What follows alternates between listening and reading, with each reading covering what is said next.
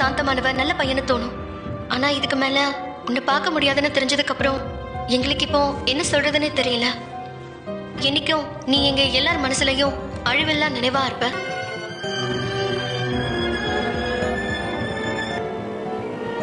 என்னாச்சு? ஏதாவது பிரச்சனையா?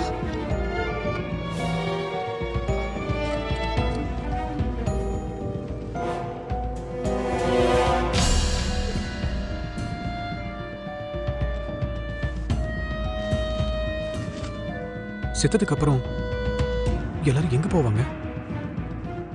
லீசோ நல்ல பையனா இருந்தா எப்பவும் ரிலாக்ஸ்டா இருப்பான்.